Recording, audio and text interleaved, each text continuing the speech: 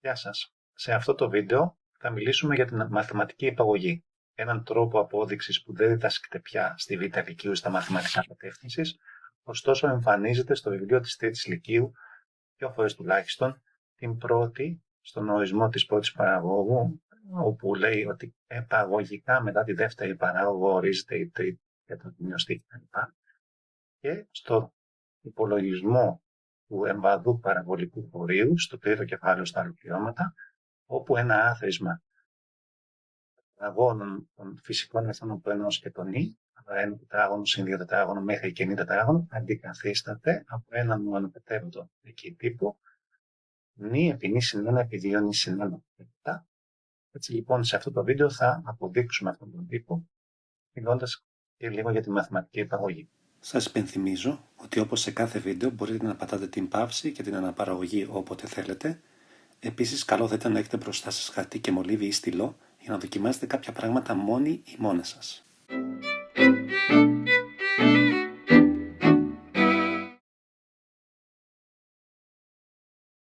Η μαθηματική υπαγωγή είναι ένας τρόπος να αποδείξει κανείς ισότητες ή ανισότητες που αφορούν τους ακέραιους αριθμούς και θέλουμε να αποδείξουμε ότι ισχύουν για όλους τους θετικούς ακέραιους, δηλαδή για όλους από το 1 και πάνω.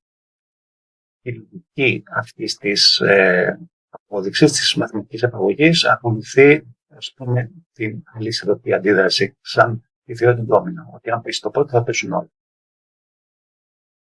Υποθέτουμε ότι έχουμε τοποθετήσει σε μία σειρά ένα πλήθος βιβλίων και εξασφαλίζουμε 2 πράγματα. Πρώτον, ότι θα πέσει το πρώτο βιβλίο. Και δεύτερον, ότι τα βιβλία είναι τοποθετημένα με τέτοιο τρόπο, ώστε όταν πέφτει ένα, θα πέφτει και το επόμενο.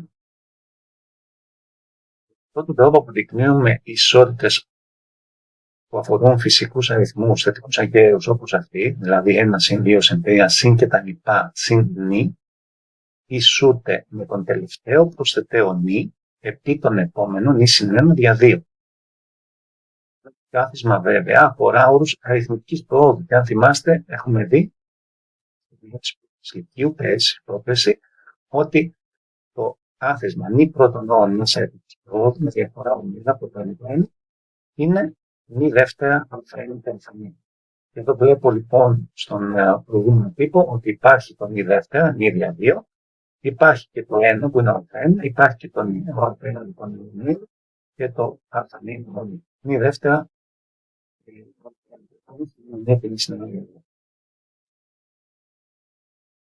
Τώρα το άθροισμα τετραγώνων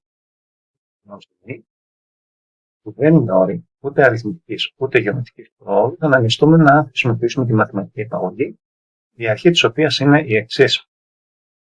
Αν ένας ισχυρισμός περνεί τους θετικούς ακεραίους, μια αυτό συμβολή στην ουσία αντίγευση, ο ισχυρισμός είναι αληθής για τον ακέραιο, δηλαδή που P1 είναι αληθής, και θεωρώντας ότι ισχύει η πρόταση για τον τυχαίο ακέραιο νη, αυτό συνεπάγεται ότι θα ισχύει για τον επόμενο, μπορώ δηλαδή πάντως ως δεδομένο ότι ισχύει για τον τυχαίο νη, θα ισχύει, μπορώ να αποδείξω ότι ισχύει για τον νη συνολικό.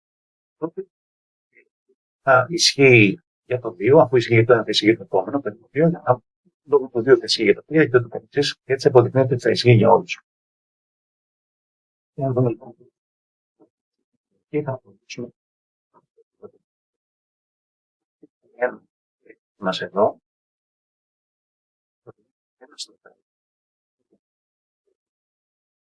ένα συν 1. 2 και 1 συν 1, όπως τους όπων είπαμε λοιπόν, 1 λοιπόν, ίσον 2 επί 3, 6, ίσον 6 έκτα, ισχύει. Πρόταση P1 είναι αληθής. Έστω ή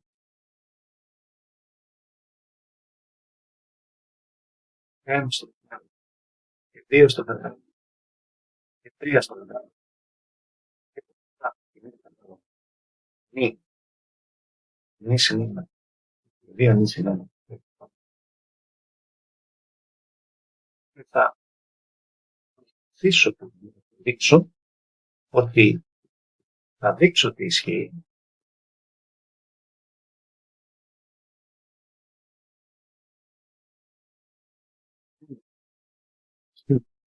και 2 στην Δευτέρα και 3 στην Δευτέρα και νη στη Δευτέρα και για τον επόμενο ακόμα νη συν 1 στη Δευτέρα, ότι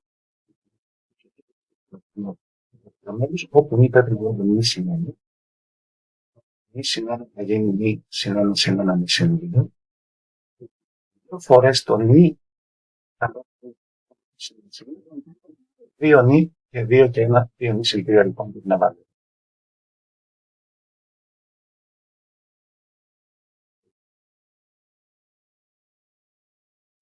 Λοιπόν, αυτή τη σχέση, χρησιμοποιώντας την από πάνω, χρησιμοποιώντας την 1 θα αποδείξω την 2. Και έτσι θα ισχύει για όλους. Πώς θα αποδείξω την 2, βλέπω ότι έχει πράξεις και στα δύο μέλη. Και θα βάλω την 2 και στα δύο μέλη, χρησιμοποιώντας την 1. Πώς θα χρησιμοποιήσω την 1, βλέπω ότι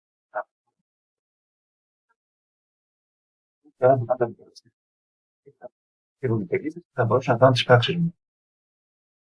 Έτσι λοιπόν, οι 2 λόγω της 1 θα γίνουν. Αντικαθιστώ όλο αυτό το πολυνομισμένο με νη, νη συν 1, 2 νη συν 1. Έχω επίσης συν νη συν 1 τετράγωνο και δεύτερος νη συν 1, νη συν 2, επί 2 νη συν 3. Και εδώ πρώτη κίνηση να νη συν 1 και 2 νη συν 1 και 6 φορές το νη συν 1 τετράγωνο. Δεύτερο μέλος νη συν 1, νη συν 2 και 2 νη συν 3. Μιας και το νη είναι θετικός ακέραιος, άρα νη συν 1 είναι από 2 και πάνω, μπορώ να διαιρέσω 0. Διαιρώ λοιπόν με νη συν 1, το οποίο δεν είναι 0, για να απλοποιήσω κάτι που βλέπω ότι υπάρχει και στους τρεις όρους της ισότητας αυτής. Έτσι, με νη και 2 νη συν 1, να αποδείξω συν το 6 φορές το νη συν 1, να αποδείξω ότι βγάζει νη συν 2 επί 2 νη συν 3.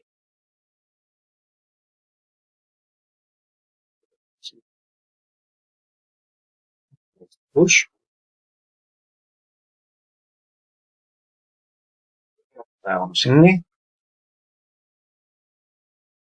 και 6 νη και 6 και στο δεύτερο μέλος 2 νη τετράγωνο και 3 νη 4 νη και 6. Δύο μέλη το 2 νη τετράγωνο, θα μας διαγραφείς, αφαιρώ και 6 και μου μένει ότι τα νη ισχύει.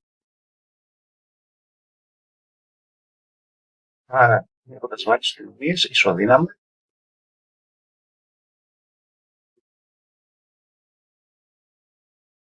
και η πρόταση 2. Δηλαδή η πενησίνα. Πώς θα πενήξω την πενησίνα, χρησιμοποιώντας φυσικά λαμβάνοντας τους δεδομένους της ισχύει. Και έτσι η πρόταση ισχύει για όλους τους θετικούς ακέραιους. Αυτή είναι η απόδειξη της ισότητας με τη μέθοδο της μαθηματικής τεχνολογίας. Καλή συνέχεια.